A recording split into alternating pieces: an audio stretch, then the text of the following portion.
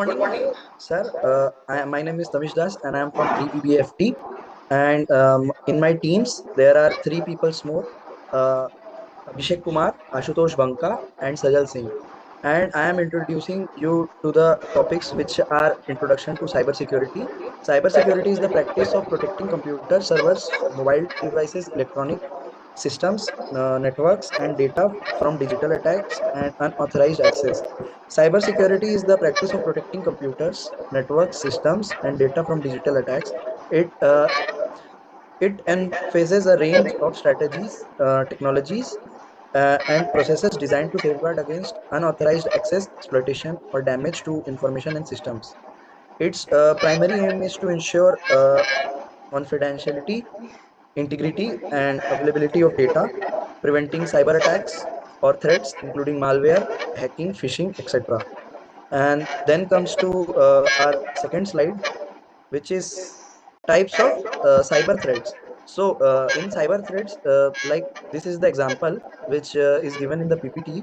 That first one is malware attacks, second one is phishing attacks, third is denial of services attacks, and insider threats. So in malware, malicious software designed to damage or gain unauthorized access to systems. This includes virus, bombs, and etc. And then comes the phishing attack. Phishing generally deposit attempts to acquire sensitive information, often by implementing trustworthy entity. And then we have a denial of services, which you call DOS attack.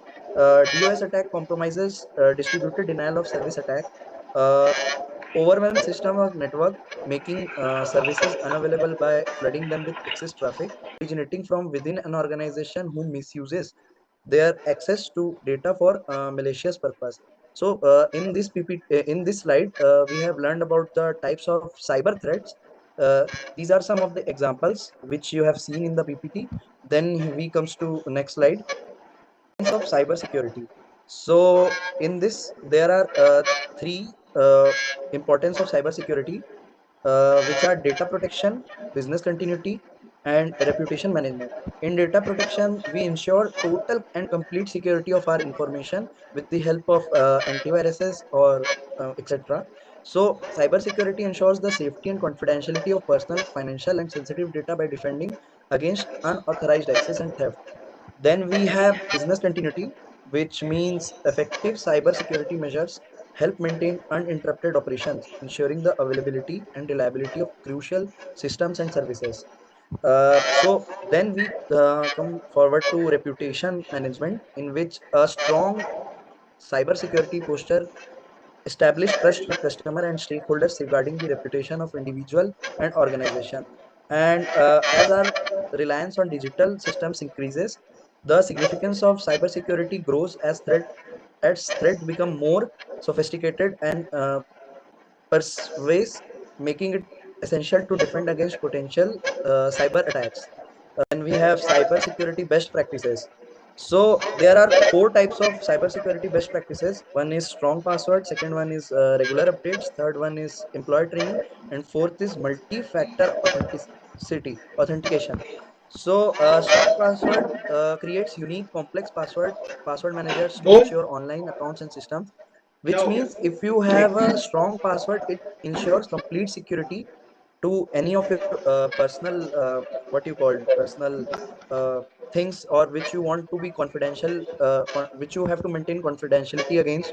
So you require a strong password. Then regular updates means like companies push updates to ensure security fixes, to protect them from anywhere else, like third party things, to keep software, operating system, and device up to date, to patch vulnerability and protect against known security threats. And third one is employee training, which means if you educate people, or you train them with enough information that anybody don't get what you can be educate people about phishing, social engineering, and safe online practices to minimize the human error which people do in like people get in trouble with sharing their OTPs, or something which is not, which is personal, by OTP passwords or anything else you say. Then we have multi-factor authentication, or you can say two-factor authentication, which means it enables additional layer to your security, such as biometrics or verification code. Then we have cyber tools and technologies, in which it covers firewalls, antivirus software, IDS, which you call is intrusion detection systems, and encryption. So in firewalls, monitor and filter network traffic, acting as a barrier between internal system and external threats.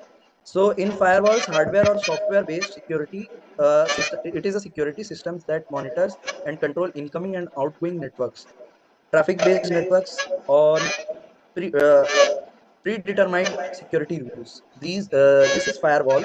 And then we comes to antivirus software. Antivirus software is a program designed to detect and prevent the security threats, like removal of anything malware which you can face consequences, or compromises your data, confidential data, which you do not want to share. Then comes the intrusion detection system, which you call IDS. This is a monitor network activity and identify potential security breaches or unauthorized across attempts. Then comes to encryption. Encryption is a software used to encrypt and decrypt data. It ensures confidentiality and unauthorized access. So that's all from my side, and I will hand over to my teammate now. Now let's talk about quantum computing. Quantum computing is a type of computing that utilizes the principle of quantum mechanism to perform certain types of calculations significantly faster than classical computers. Quantum mechanics in the branch of physics that deals with the behavior of very small particles such as atoms and subatomic particles. In classical computer, information is processed in bits, which can represent either a zero or a A. Another important concept in quantum computing is entanglement, entanglement, where the state of over qubit is dependent on the state of another, even if they are separated by great distance. This is a property enables qubits to work together in the way that classical bits cannot, providing a significant advantage in certain types of computations. Now let's move to Now let's move to quantum versus classical computing, a visual comparison. Classical computing is based on binary code, which uses zeros and ones to represent data. It has been the dominant computing technology for several decades and is used by everything from smartphone to supercomputers. Quantum computing. Quantum computing uses qubits, which are quantum bits, to store and manipulate data. It can perform certain calculations exponentially faster than classical computing, but it is still in its infancy and has limitations that make it unsuitable for many applications. Now let's move to quantum computing applications. Quantum computing applications have quantum cryptography, quantum simulations, and quantum problems. Quantum cryptography means quantum computers should break currently used encryption methods, but they also offer the potential for quantum safe cryptography to enhance security. Optimization simulation means quantum computing can solve complex optimization problems such as route planning, resource allocation, and supply chain optimization more effectively. Now let's move to quantum problems. Quantum problems solve complex optimization problems in the fields like finance, logistics, and there is a one more point: artificial intelligence. Quantum computing can enhance machine learning algorithms, making AI system more powerful and capable of solving complex problems. Now let's move to the next slide: challenges and future of quantum computing. The challenges of and future of quantum computing are hardware limitations, algorithm development, error correction, industry adoption. Hardware limitation means overcoming technical challenges to build stable and scalable quantum systems. Algorithm development means creating a new quantum algorithm to solve complex problems efficiently. Error connection means developing robust error connection techniques to improve qubit reliability. Industry adoption means driving the integration of quantum technologies into real world applications. There is a one more point: technical barriers. Cooling quantum processors to near absolute zero and shielding them from external interference and technical demanding and costly requirements. Now let's move to the next point. The next slide is cloud computing, which will be explained by Sajal. Good morning, sir. I'm Sajal Singh, and I will be continuing with the topic cloud computing. Cloud computing is an innovative technology that allows users to access and store data and applications over the internet. Cloud computing is a technology that has transformed the way businesses and individuals access, manage, and utilize computing resources. It involves the delivery of various computing services, including storage, processing power, networking, and software. Cloud computing, key concepts of cloud computing can be on-demand services, like cloud computing provides resources and services on an as-needed basis. Users can scale up to down to meet their requirements, and they pay for what they use, typically on subscription or pay as you go to the model. And other like internet access, resource pooling, and self-services. Now the next is cloud development models, which is public cloud, private cloud, and hybrid. Public cloud, in a public cloud, cloud resources and services are owned and operated by a third-party cloud service, such as Amazon Web Services, Google Cloud Platform. In a private cloud is a cloud infrastructure that is solely dedicated to a single organization. And in hybrid, a hybrid cloud combines element of both public as well as private cloud, allowing data and applications to be shared between them. Next is the benefits and challenges of the cloud computing. It is cost efficient, means cloud computing eliminates the need for upfront capital investment in hardware and software, and organizations can pay only for the resources they use, resulting in cost saving. Next, scalability. Cloud services can easily scale up or down to accommodate changing workloads, making it ideal for businesses with fluctuating demands. It is also reliable and highly availability. Leading cloud providers often robust infrastructure with redundancy, ensuring high availability and minimizing downtime. It also provides data backup and recovery, collaboration and sharing. Challenges and of cloud computing can be security concerns, downtime and reliability. Security concerns as storing data in the cloud can raise security and privacy issues, and organizations must take steps to secure their data and comply with regulations. Next is cloud security and compliance. Best practices for protecting your data. Data encryption, access control, and compliance regulations. Data encryption and encrypting data is a transit, and at rest is essential for securing your cloud environment. Access control, implementing access controls and identity management policies ensures that only authorized individuals have access to your data. Compliance regulations, adhering to compliance regulations such as HIPAA, GDPR, and PCI, DSSS, as well as is crucial for protecting sensitive data and avoiding penalties. Then effective cloud security and compliance requires a comprehensive approach that includes regular audits, employee training, and staying up to date with the latest security threats and technologies. Next, Good morning, sir. I am Ashutosh Banka and I will be continuing with the topic revolutionizing finance. The rise of finance. Fintech, that is also known as financial technology, it refers to any app, software, or technology that allows people or businesses to digitally access, manage, or gain insights into their finances or make financial transactions. The world of finance is rapidly changing with the rise of fintech. From mobile payments to blockchain technology, cryptocurrencies, fintech is rising all over the world. The way we bank, invest, manage our money, stay ahead of the curve by learning more about this exciting world. The next slide is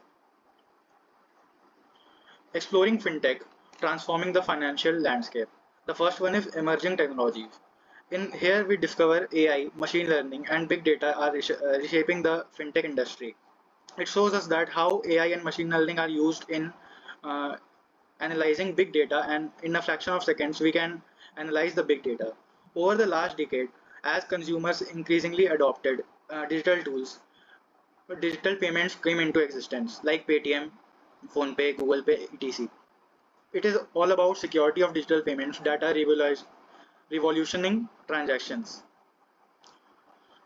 So the third one is robo advisors. It explores the world of automated investment platform that provide personalized financial trading. The robo advisors advise us to invest in the stocks or cryptos by predefined functions by algorithmic trading. The next slide is fintech innovations in banking, embracing the future of banking. The first one is seamless banking. Fintech arose as a means to help consumers address financial challenges and make progress towards financial gains. In turn, consumers have come to rely on fintech for a range of uses, from banking and budgeting to investment and lending, as well as its tangible everyday benefits. It explores how banking are leveraging cutting-edge technology to offer frictionless and personalized digital banking services like net banking, NEFT, RTGS, The second one is AI powered banking. It is not come into existence now, but it is the future of banking. It is transforming banking operations, customer service, and financial decision making. The third one is blockchain in banking. Blockchain focuses on the security of transactions. As we all know, blockchain is a decentralized form of technology which is enhancing day by day. It focuses on the transparency in the banking industries. It witnesses the future of banking as fintech innovations pave the way for a most efficient, secure, and customer-centric financial ecosystem. The next slide is transforming payments and transactions with fintech. These are the types of payment modes which we use in our day-to-day life. First one is mobile wallet. The best example of mobile wallet is Paytm wallet, which we use in transaction in our daily basis. It experiences the convenience of digital wallet for seamless and secure transactions on the go within a fraction of seconds. The second one is peer-to-peer payments. It discovers how fintech enables instant and hassle-free payment transfers between individuals. The third one is contactless payment. It embraces the future of transaction with tap and go payments using NFC technology. Example is HDFC no contact credit card or debit card. The fourth one is biometric authentication. Biometric authentication means the use of fingerprints and facial recognition for secure and uh, convenient payment verification in less time. Smart contracts. Smart contracts basically refer to the blockchain-based smart contracts that automate and streamline complex financial agreements. And third one is open banking. Its examples are it uses API and data sharing in enabling innovative payment solutions like net banking and EFT. It experiences the disruptive power of fintech in revolutioning payments and transactions, making them faster, secure, and user friendly. Fintech regulations. Fintech regulations are a set of rules and guidelines that govern the operations of fintech companies which leverage technology to provide financial services and products. The second is data privacy and security. It gives us measures to the fintech companies that take to ensure the privacy and security of the data. It ensures that no fraud or no data breach happens with the consumers. The compliance challenges. The seven common compliance challenges for fintech apps are data security vulnerabilities, lack of compliance at the development stage, ensuring compliance of added products, high cost of regulatory compliance, blockchain management, anti-fraud compliance, product-specific compliance requirement. Future trends in fintech, shaping the financial landscape. The first one is artificial intelligence. It shows us AI powered solutions are revolutionizing customer experience and improving operation efficiency in the financial industry. Blockchain industry fetch the potential of blockchain in transforming of traditional financial system and securing transactions. Digital bankings can give a rise of digital banks and how they are reshaping the way customers manage their finances. The next and last slide is conclusion. Throughout this presentation, we have explored the exciting realism of cybersecurity, quantum computing, cloud computing, and fintech. By understanding the importance of cybersecurity, harnessing the power of quantum computing, leveraging the benefits of cloud computing, and embracing the innovations in fintech, we can navigate the evolving digital landscape with confidence and drive positive change in our organizations. Thank you.